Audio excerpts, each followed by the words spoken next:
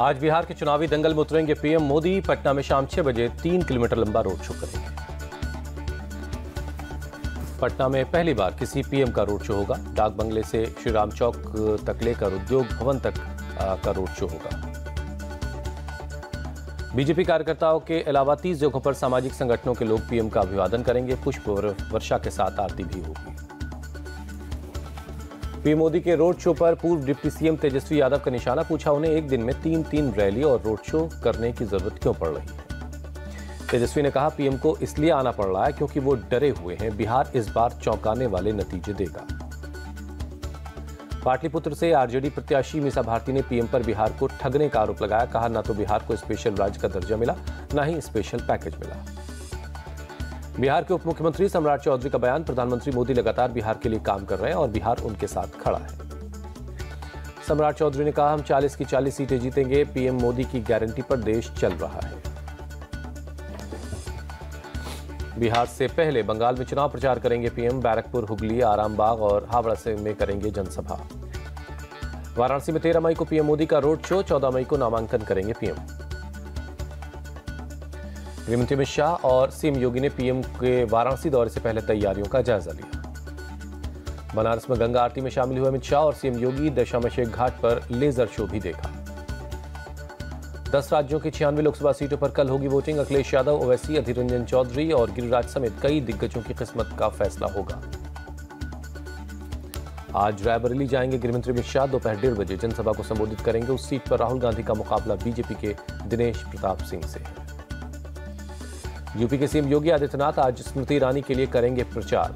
अमेठी में दोपहर 3 बजे करेंगे जनसभा। आज सीतापुर के मोहनलालगंज में जनसभा करेंगे सीएम योगी। बहराइच के कैसरगंज में भी रैली को संबोधित करेंगे। कांग्रेस नेता राहुल गांधी आज दिल्ली में न्याय मंच को संबोधित करेंगे। शाम 5 बजे होगा संबोधन। समाजवादी पार्टी प्रमुख अखिलेश यादव आज बाराबंकी में जनसभा करेंगे। मोहनलालगंज में भी रैली को संबोधित करेंगे। बीएसपी सुप्रीमो मायावती आज हरियाणा के करनाल पहुंचेंगे। एक चुनावी रैली को संबोधित करेंगे। कांग्रेस अध्यक्ष मल्लिकार्जुन खड़गे आज महाराष्ट्र के चुनावी रण में उतरेंगे। धुले में रैली को करेंगे संबोधित। दिल्ली के सीएम अरविंद केजरीवाल ने आज विधायकों की बैठक बुलाई। सुबह 10 बजे सीएम आवास पर बैठक होगी। लोकसभा चुनाव की रणनीति पर होगी चर्चा। आज शाम 5 बजे दिल्ली के मटियाला में रोड शो करेंगे सीएम केजरीवाल। पंजाब के सीएम भगवंत मान भी मौजूद रहेंगे। दिल्ली के महरौली में सीएम केजरीवाल ने किया रोड शो। सीएम भगवंत मान मौजूद रहे। सही राम पहलवान के लिए वोट मांगा। सीएम केजरीवाल ने कहा, क्या मेरी गलती है कि मैंने दिल्ली के लोगों के लिए अच्छे स्कूल और अस्पताल बनाए हैं। सीएम केजरीवाल का बीजेपी पर आरोप, वो मेरा काम रोकना चाहते हैं। ये ठीक बात नहीं, तानाशाही के खिलाफ लड़ना होगा। सीएम केजरीवाल के बयान पर अमित शाह की दो टूक। साल 2029 तक नरेंद्र मोदी ही रहेंगे पीएम, कोई कंफ्यूजन में ना रहे। अमित शाह ने बीजेपी के संविधान का दिया हवाला। कहा, उम्र का नहीं है कोई प्रावधान। मोदी जी के नेतृत्व में देश को आगे ले जाना है। बीजेपी चीफ जेपी नड्डा ने भी बीजेपी के संविधान का दिया हवाला। कहा, मोदी जी हमारे नेता हैं और आगे भी हमारा नेतृत्व रहेंगे। अरविंद केजरीवाल के 4 जून के बाद मोदी की सरकार नहीं बन रही वाले बयान पर स्मृति ईरानी का पलटवार। कहा, मेरा आकलन है कि उससे पहले केजरीवाल वापस जेल जा रहे हैं। स्मृति ईरानी ने हमला बोलते हुए कहा कि मुझे लगता है जो शराब घोटाले के लिए बेल पर कुछ लम्हे के लिए जेल से बाहर आए हैं, उन्हें ये चिंता करनी पड़ेगी कि आजीवन कारावास में उनकी हालत कैसी रहेगी। अरविंद केजरीवाल के बयान पर शिवराज सिंह चौहान ने दिया जवाब। बोले, केजरीवाल जेल में जाकर अपना मानसिक संतुलन खो बैठे। शिवराज सिंह चौहान ने भाजपा के कार्यकर्ताओं के लिए राजनीतिक पद लेने या स्वार्थ सिद्धि का माध्यम नहीं है। सीएम केजरीवाल ने जायज सवाल पूछा है। पीएम मोदी ने ही 75 साल वाले नियम बनाए थे। आप सांसद संजय सिंह का बयान। प्रेस कॉन्फ्रेंस में सीएम केजरीवाल ने पूछा था, अगले साल 17 सितंबर को नरेंद्र मोदी 75 साल के हो जाएंगे। अब बीजेपी बताए उनका पीएम कौन होगा। अमित शाह को पीएम बनाने के लिए वोट मांग रहे हैं पीएम मोदी। अरविंद केजरीवाल ने दिया था बयान।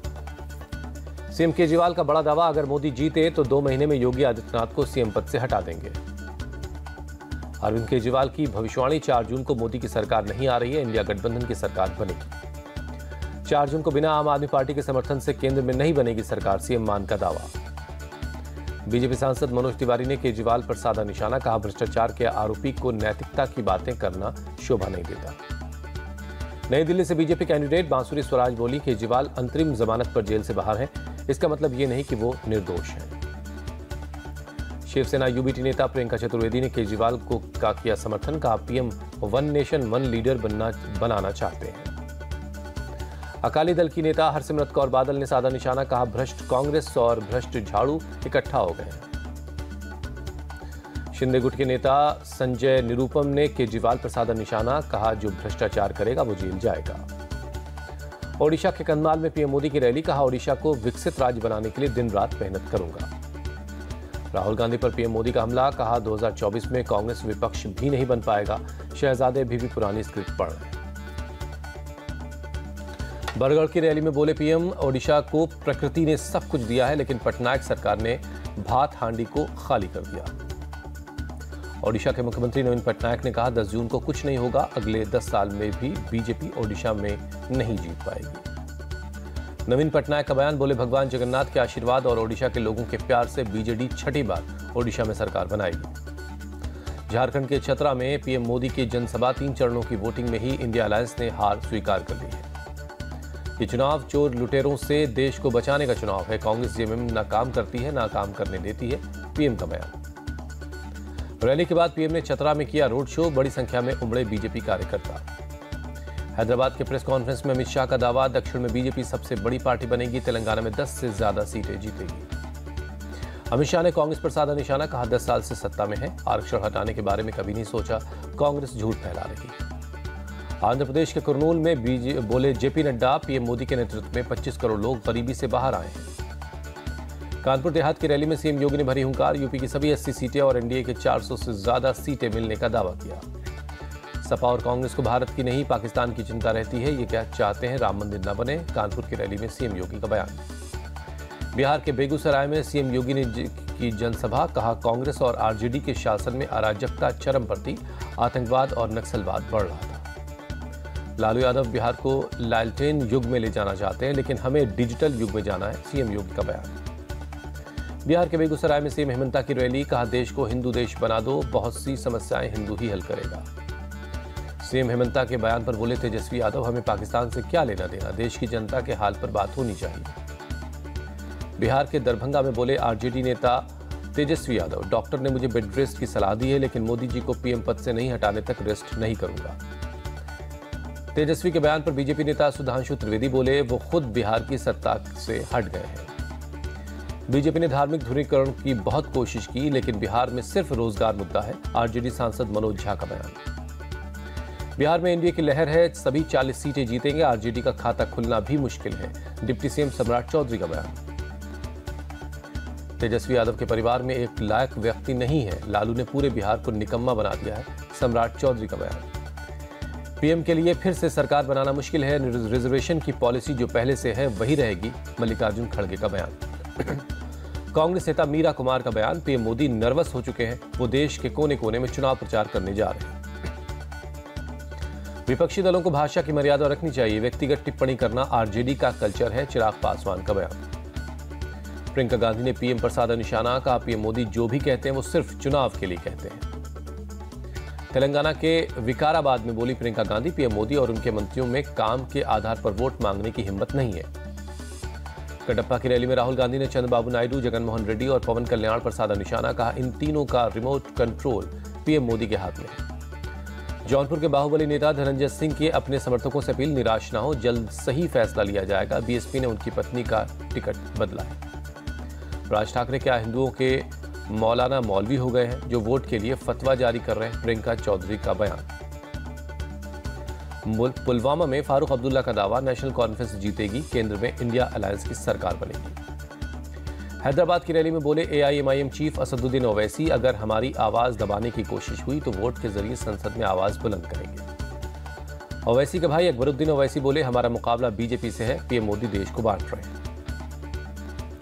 सीएम रेवंत रेड्डी ने सेना पर सवाल उठाया। ऐसे बयान के मैं खिलाफ हूं। गुलाम नबी आजाद का बयान।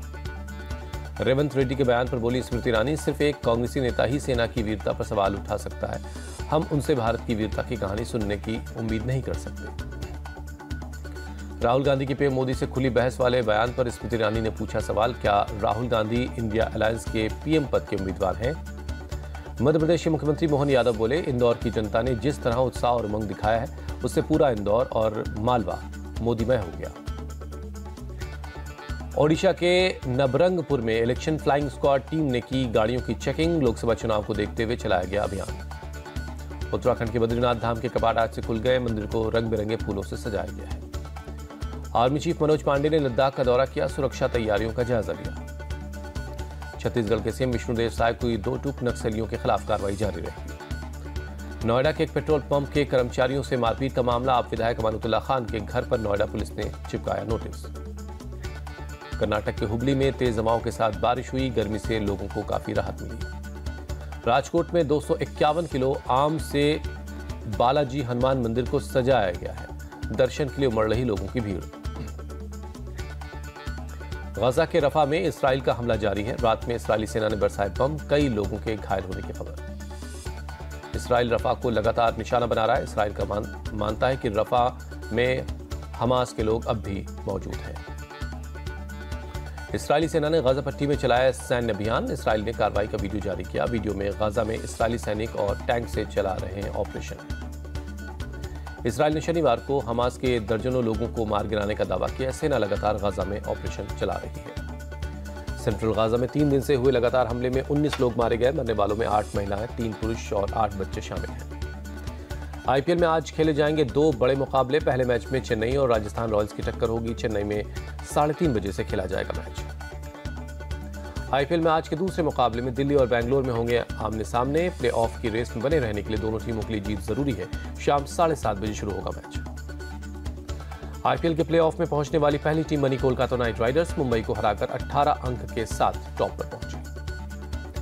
पॉइंट्स टेबल में 12 अंकों के साथ दिल्ली कैपिटल्स की टीम 5वें नंबर पर काबिज हुई। बेंगलोर की टीम ने 10 अंकों के साथ 7वें नंबर पर बनाई जगह। दिल्ली के कप्तान ऋषभ पंत पर 30 लाख रुपए का जुर्माना। पंत पर स्लो ओवर रेट को लेकर 1 मैच का भी बैन लगा है।